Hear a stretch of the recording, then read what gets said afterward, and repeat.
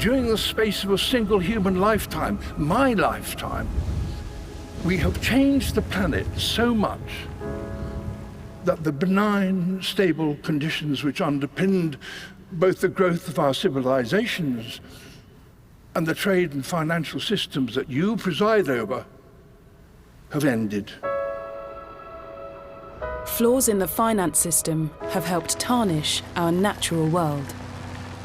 Our financial system has been oriented to focus on very short-term profit, on tracking an index, more passive investment, all at the expense of our long-term future.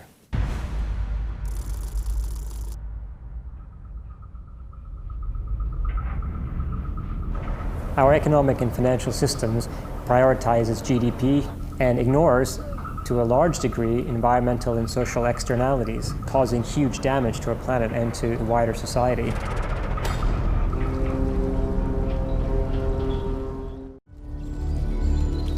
Right now, as economies grapple with the impacts of the pandemic, the finance sector is at a pivotal moment. As we re-examine the future of work and the future of travel, we can choose to build an improved financial and economic system that works for both people and the planet. So we shouldn't lose this opportunity, because now we will have the attention of the financial sector.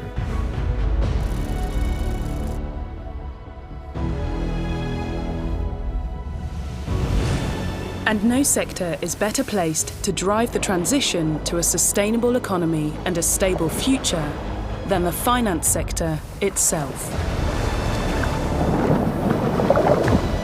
To achieve this, our finance system needs systemic change.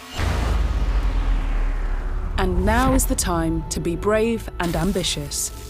Joined by Tom Dunn, Chairman of Orbian, as a sponsor for the event and a leading provider of supply chain finance, and also Huw Cordey, who is producer and director, best known for his works Our Planet, which you just hopefully saw a clip of now, Dancing with the Birds, and is also working on Perfect Planet, which is due for release right at the start in January 2021.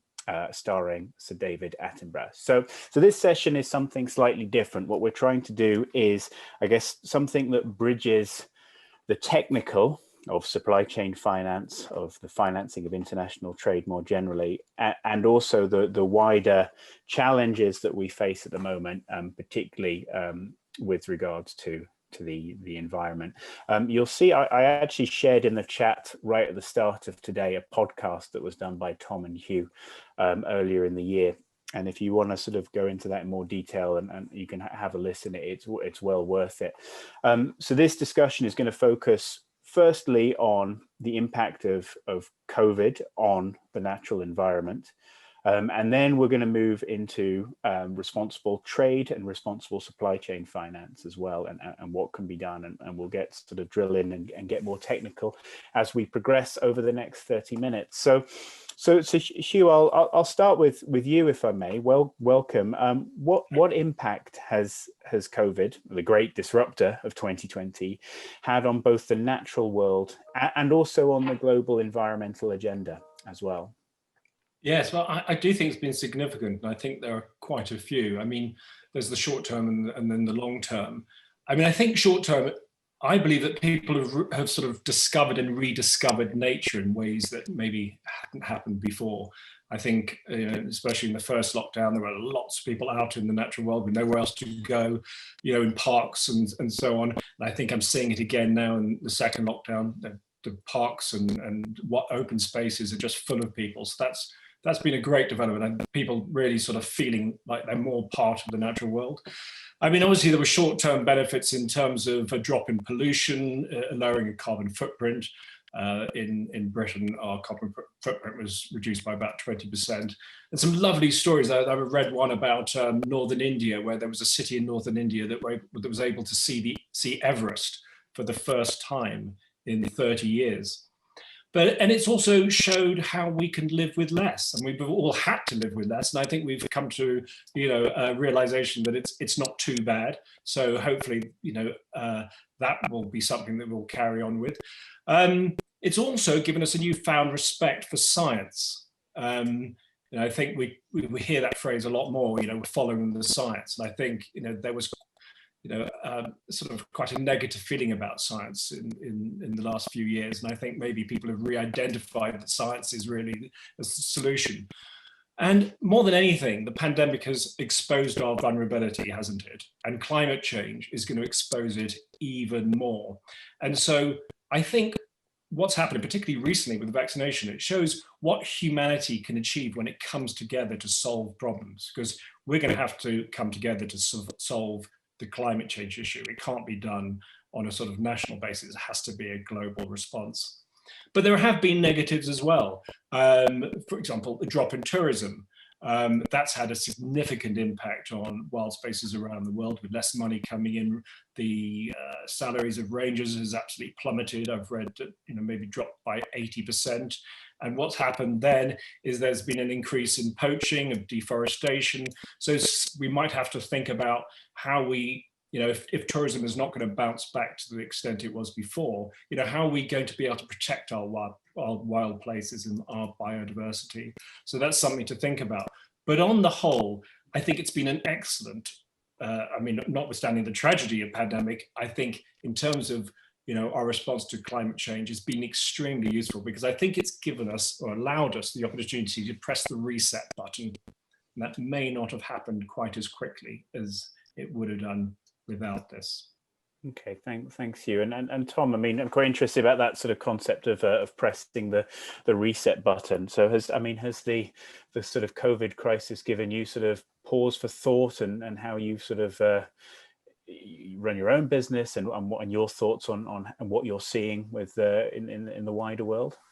Yeah, I think before we sort of delve into the details of, or the specifics of supply chain finance, just kind of to build out a little bit on what Huw said, to kind of move it a little bit more into a finance environment. I think that notwithstanding that, as Huw described it, the tragedy of COVID, the fact that 2 million people have died, that there's been massive disruption, economic pain that has been caused by it.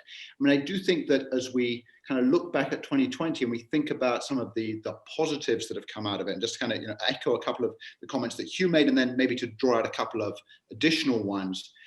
First of all, how quickly we adjusted behavior, things that we would never have anticipated, that could have taken years, could have taken decades of behavioral change around the way that we think about international travel, for example. It has just taken place. We have migrated vast proportions of what we previously did as a result, with a carbon footprint travel. It has now been moved to effectively a zero carbon footprint arrangement. Secondly, as Huw very nicely put it, this awareness of the devastation that nature can have, that for all our power, for all of our sophistication as human beings, we are still tiny in the context of what nature can do to us. And I think that realizing that science, and to recast the comments made during the Brexit negotiations, we've got to go back to the experts. Experts actually have a great deal of value and importance in the way that we live our life, and to dismiss experts because they don't conform with a narrative that is otherwise being pursued is a recipe for disaster.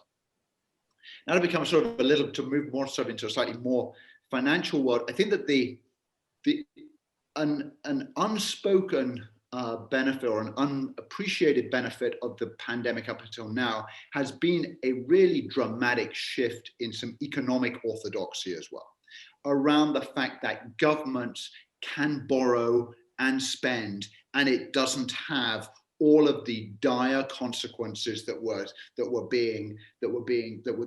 foundation blocks for austerity 10 years ago, 7 years ago. Now there is a real realization, kind of under the auspices of whatever it's called, modern monetary theory, or some of these emerging economic theories, that government can spend, can invest. That's been the response to COVID. It's going to provide a great deal of economic and kind of policy initiatives in support of addressing the far greater challenges and the far longer term challenges around addressing climate change initiatives and kind of what needs to be done there in terms of investments. I think that's very positive.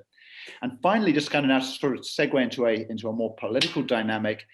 If the COVID-19 pandemic and the utter inadequacy of responses of the Trump administration to it played a significant role in the outcome of the presidential election, and the fact that we're now going to have a Biden presidency taking over, I think that by itself is a positive response of the or a positive outcome of 2020 and the pandemic. Joe Biden is going to reassert US involvement in global initiatives around climate change. Yes, with the Senate still likely to be under control of the Republicans, we shouldn't expect multi-trillion-dollar investment programs or legislative changes, but we're going to see the US re-engaged around an agenda of climate change and the environmental initiatives that are required. Okay, well, yeah, I mean, that's opened up a few cans of worms there. Sort of before we get on, because I think the US election is an important one, but I'll just backtrack to what you said previously, sort of regarding sort of government action to sort of facilitate combating of the challenges of climate change. Of course, there is a huge economic recession that has played out this year. And, you know, if I just talk to local businesses in my area, they've kind of got through the first lockdown. Having a second one is killing some of them off now. And if that's kind of sort of pushed across everyone's supplier is now struggling, how are we going to find the resources that we need to fight that climate challenge? So Tom, I'll go to you first, and then to Huw on the same question, if I can. Well, I think the first thing is that, you know, whether it's in the UK, which is kind of, you know, 300 billion has been spent on addressing the COVID challenge, you know, with government interest rates at a lower level, sterling at a higher level than at the beginning of the year. You know, it demonstrates that the orthodoxies that austerity is necessary in order to address challenges has sort of been turned on its head. Let's also keep in mind that some of the biggest beneficiaries in the stock market and the kind of the capital markets have been new technologies focused on initiatives that are going to be so important for us in addressing the climate change initiative. And just to take, you know, two examples, you take Tesla, now a $500 billion company, up from whatever it was, 100 billion at the beginning of the year, as there's been this huge wave. I mean, their ability to raise capital to support the investments they need to make. And kind of on the other side, you know, a company like Zoom that has similarly gone, you know, stratospheric in terms of its valuation and its ability to raise capital to support the kind of initiatives that are going to be required to be effective in a climate change environment. But I you know, obviously Huw have other comments to make on this topic as well. Well, I'm not an economist, but I mean, I think it's obvious that the green economy will create jobs. We're at a stage where we can't afford not to make the changes. We all have to reduce our carbon footprint by 50%, and in fact in the West we probably have to do more, because we can't expect people in the developing world to reduce their already small carbon footprint by that much. So it's got to happen, and it's coming whether you like it or not. And I think, you know, obviously if enough people want change, the change will come. And I don't think you know, governments will hold back. I mean, you know, in terms of finance, I mean, what everyone working in finance needs to know is that change is coming. So get ahead of the curve. And what the public are finding out is that, you know, you can have an impact. And everyone's starting to ask the questions. Maybe they didn't before the pandemic. Everyone's starting to ask the questions, you know, where is my money going? You know, there's becoming a sort of, it's a shared responsibility between individuals, between, you know, all, you know, aspects of a supply chain. You can't just expect one person to take responsibility. You know, every single element of I imagine, of a supply chain will have to do their bit. I mean, we all want stability. I mean, I know about natural history, is that, you know, natural history works on stability. You have, just take an example, in Zambia, there's a small area of forest, and every year 10 million bats turn up at that forest because they know that rains are going to bring fruit. And then, you know, on the other side of the planet, you've got in the Amazon, you've got 8 million giant river turtles turning up into a particular part of the river system where they know during the dry season the river drops and creates these sandbars where they can nest. Okay, natural history, every animal requires stability, and we humans, we require stability too, which is why, you know, the stability of the Holocene this last 10,000 years has allowed us to develop our civilizations. That is now under threat because of climate change. So, you know, given that we all need stability, there is no choice but to make the changes that we need. I mean, we can see what's happening to the planet in terms of its effect on weather and ocean acidification, all the other things by, the amount of carbon we're putting in now and the temperature increase of just 1.5%. Can you imagine if it goes further than that? I've read somewhere that if we burnt all the fossil fuels that now, the known fossil fuel reserves that we have, the temperature of the planet will go up 4%. I mean, that's not, I mean, that would be, apocalyptic. So, we can't afford not to make the changes is probably what I would say to that. And the changes will create a new economy and new jobs, as Tom said, with Tesla and others. Okay, and well, Tom also mentioned, I think I detected a degree of positivity about the change of administration in the US, certainly vis-a-vis climate change. But as Tom also mentioned, there's a likelihood he won't have the Senate, not necessarily. And you've also got sort of Trump, who sort of was on as much as anything, an anti-climate or climate change denier ticket, amongst other things, and got more votes than last time. So do you share sort of Tom's, sorry to put words in your mouth, sort of Tom, but Tom's positivity about sort of a Biden administration, the sort of a more proactive US role in climate, the fight against climate change? Definitely. I mean, another one of the great benefits of this last 10 months is that, we're now no longer talking about, pro and against climate change. Not even the BBC, the bastion of neutrality, have to sort of present an alternative argument to climate change. We all believe now that humans are having an impact on climate. Well, a few presidents notwithstanding. But I think, what the change in administration will do is put America back into the fold.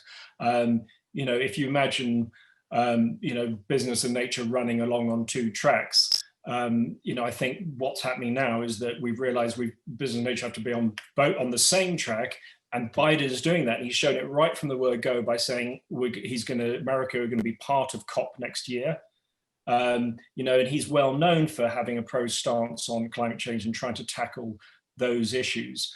Obviously Trump was the opposite. He was investing in old technologies, fossil fuels, coal mines. So there's been there will be a huge change with Biden, and that change will, I think, sort of percolate across America and make people more confident that, eventually that going forward into this new economy is the way to go. Okay, thanks, Huw. Well, look, I'd take it at this stage to get into a little bit more detail in terms of sort of some specifics of our businesses. So, I mean, throughout all of our careers, the businesses we have worked in have done, and no doubt will continue to do, certain things that risk having an adverse impact on our environment. How do we successfully scale being responsible whilst also continuing to run successful businesses with a diverse set of legacy customers and revenue streams? Tom, I'll come to you with that one, if I may. Yeah, I mean, I think the overarching answer to that question is, as Huw has mentioned a couple of times, sort of there is no choice. We no longer really have a choice as to having a sustainable business or having a profitable business. It is, the two things are gonna absolutely converge, and there is going to be an increasing sense amongst consumers and users and all of the constituents in any business that it needs to be operating in fashions that are consistent with a broader agenda of sustainability. There's a number, sort of a multiplier number, that has now become reasonably well established, that the carbon footprint, as any company reports its carbon footprint, the effect across its supply chain will be 5.5 times whatever it is reporting as its own carbon footprint. So addressing the carbon impact or the environmental impact of its business across its entire spectrum is far more important, in fact, than just addressing it in its own narrow construct. So I think that as we do that, the ability to create, and the imperative to create a business model that is addressing these sustainability initiatives will actually become absolutely of paramount importance. It will be there. It will provide profitability for those that do it well, and it will lead to ultimate demise for those that refuse to confront it. So if you, I mean, within sort of your own business, within supply chain finance, yeah. What, to the session title, what does responsible supply chain finance look like? I mean, in terms of specifics, what would a program like that look like? What kind of incentives could it have? Yeah, well, so that's a great question. I mean, I think that at the end of the day, what supply chain finance is really all about is providing suppliers with access to liquidity, with access to funding that enables them to manage their own business, whether that's their working capital or their investment things, on capital terms that are more favorable than they would otherwise be able to achieve. So that goes to the heart of this. So the first point, what does a sustainable supply chain finance program look like? It's the provision of a supply chain finance program that enables suppliers to meet the investment requirements that they have in order to create sustainable platforms in the way that they are operating.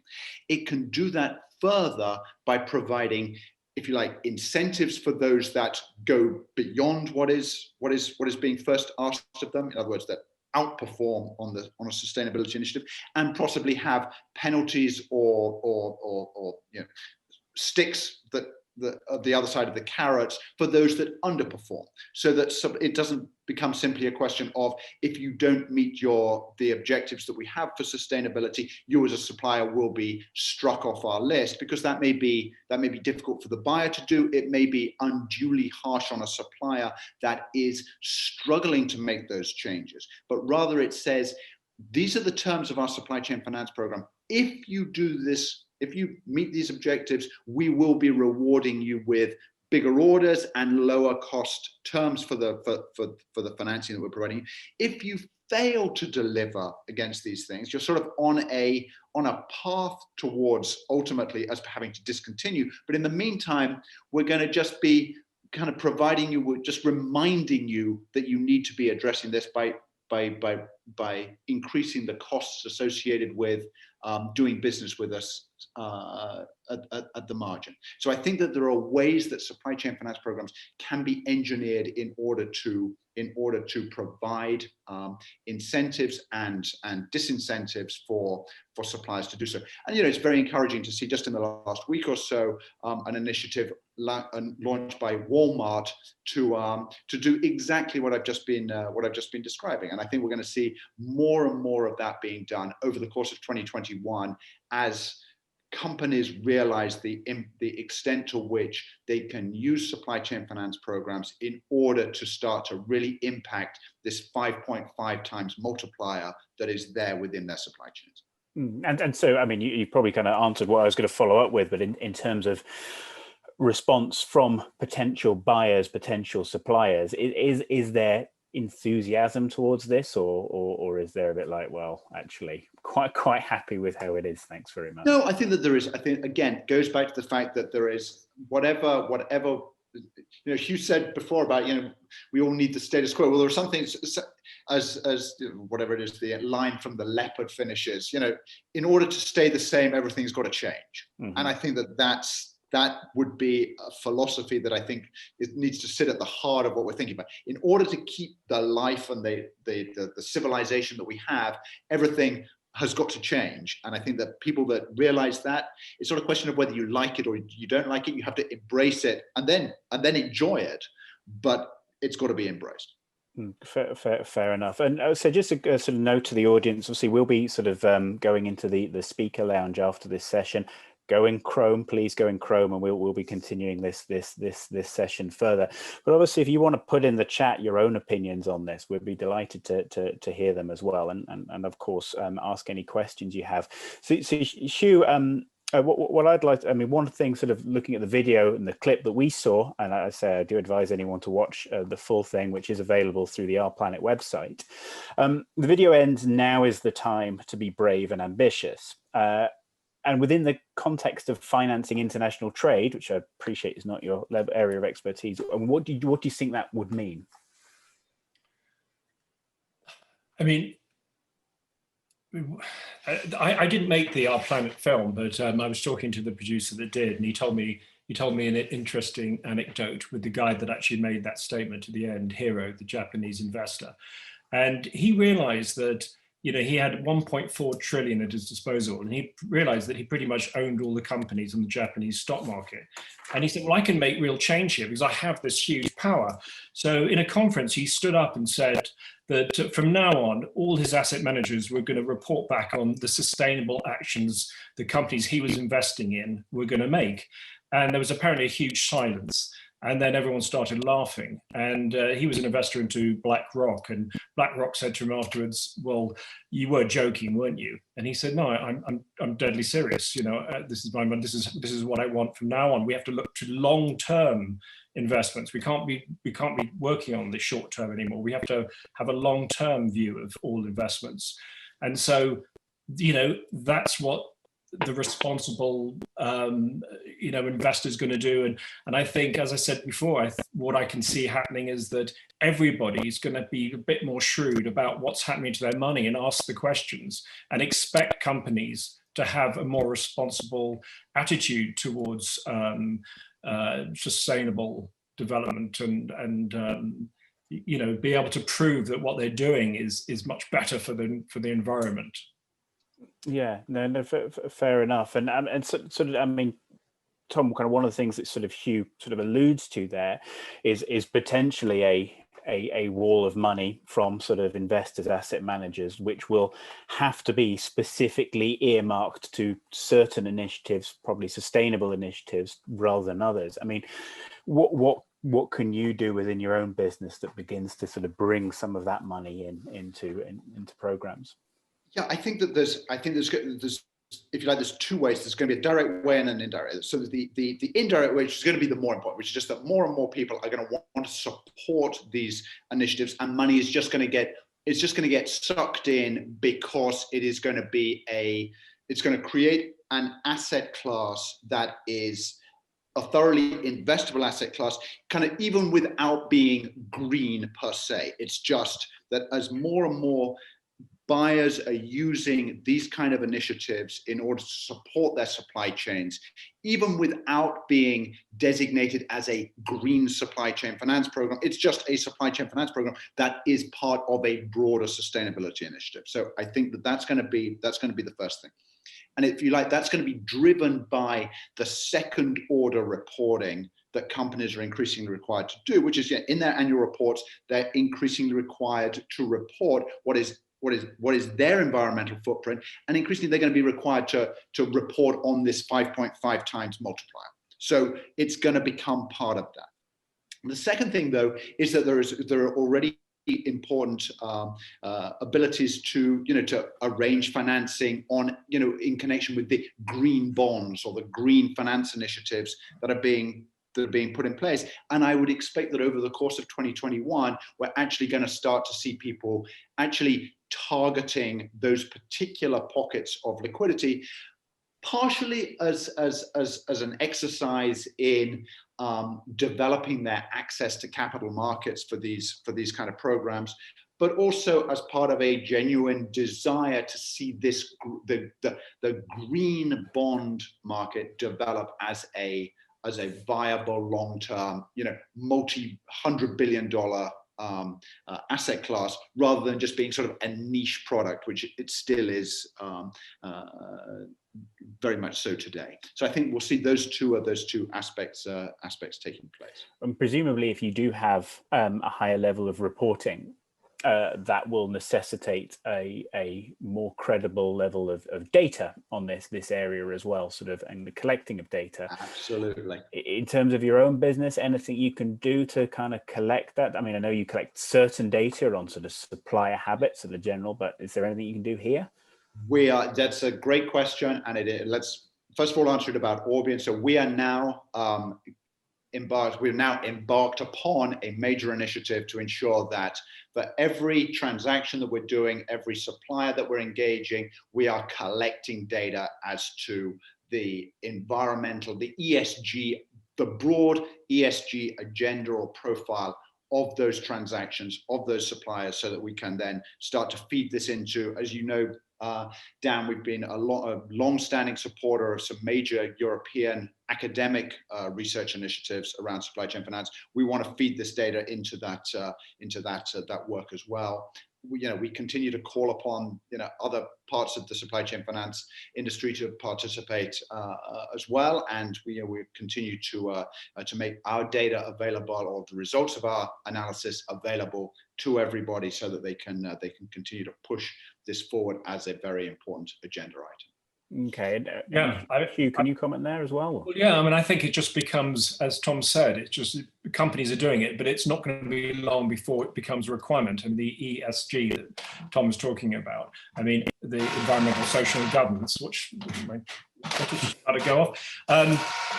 Let me just turn that off. At the moment, it's just required to audit what you're doing, but I mean, it needs to be a bit more sort of. There needs to be more bite in that, doesn't it? There needs to be each company needs to be able to prove that what they're doing is sustainable. They need to know that the people investing in these companies know that the actions are sustainable. But I think it's happening everywhere. In our business, making wildlife films, we're part of a collective called the Albert Sustainable Scheme, where we make a note of literally every single element of our process and document its carbon footprint, so we know what it is at the end of the production. And what that's doing is helping us see where our heaviest carbon footprint is, what we can do to reduce it. I mean, there are certain things that is very difficult at the moment to stop, like air travel, but there are lots of other areas where we can make a difference. And I think more than anything, right now, everybody needs to make some kind of difference. And if somebody said, well, what's the one thing that I can do as an individual? I would say, get to know your carbon footprint. Get to know your carbon footprint like you understand calories. When you go to a shop, you can pick up a product and you know roughly kind of what's in it and what the calories are. We should have the same kind of attitude to carbon footprint. There are books out. There's a great book by Mike Berners-Lee, who's the brother of Tim Berners-Lee, the internet chap, called How Bad Are Bananas? And in it, it tells you exactly what your everyday things that you do are costing the earth. And if people are familiar with that, it'll make a big difference. And you're just scaling it up to individuals, to companies, to governments, and so on and so forth. And we can move in the right direction. And I'm an optimist, and what I see is the global community, particularly now Trump is on the way out, we're moving in the right direction, and the right direction is trying to tackle climate change, something that will be 10 times worse than what we're experiencing with the pandemic, to our stability, our way of living. As Tom said, everything must change for this new stability. Yeah, no, thank you. I mean, say within our own business, it's something we've certainly began to sort of experiment with. We did quite a big process of assessing both our own carbon footprint in terms of everyday business, and then specifically within conferences as well, where there is people often flying in, staying at sort of more high value hotels, which obviously again tend to have a larger footprint. The other thing we've done is we collect data, transactional data ourselves, and predominantly in the medium to long term business, so sort of export finance, that sort of area, and we've actually begun to sort of assess, sort of give a sustainability rating to each sort of deal within that transaction, which is quite interesting. And obviously, the sooner you track it, that you can then begin to see trends as to how that's developing. So we have only a couple of minutes left here before we go into the speaker lounge. So I'm just going to ask you, the title is what does responsible supply chain finance look like, which then begs, what does irresponsible supply chain finance look like? Perhaps you could shed a comment on that. I think that the simplest way to put it, that if you like, the responsible supply chain finance is all about providing suppliers with access to the funds and the resources for them to enable them to make more enabled capital investment decisions and processing decisions and everything else. Irresponsible, the unfortunate supply chain finance is where it is simply used as a tool effectively to gouge lower prices out of suppliers, where it is simply turning their price today, that is a price for payment in 30 days time, into a lower price today, effectively for delivery in 180 days time. But really all it is that their price, that the return to the revenue by the supplier has been reduced by 1 or 2%. Well, that by definition is reducing their ability to meet the challenges that we're all facing now in terms of this move to the new economy. So that's what I would say. If a supply chain finance program is simply associated with an effective reduction in the revenues received by the supplier, it is not being part of this agenda. Okay, well, thank you very much. Well, look, we're just about out of time, but as I say, we're going to the speaker lounge now. You can find that on your agenda. Please look in Chrome, and we can continue this conversation. In the meantime, thank you very much, Huw and Tom. And if it is possible, go and look at the Our Planet documentary in full, and Perfect Planet coming in January next year. So thank you very much, gentlemen, for your time, and enjoy the rest of your day. Thanks, Dan. Thank you.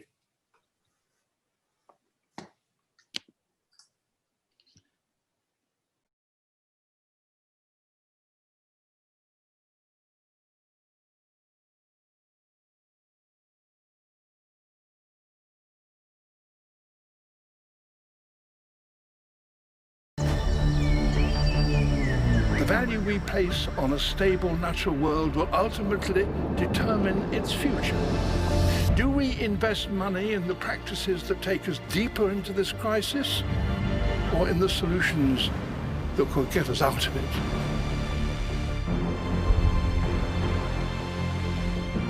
The problem with climate change is that it's not a quarterly issue, it's a quarter-century issue.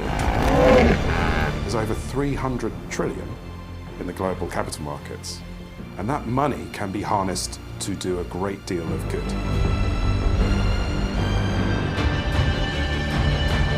The biggest risk is inaction today.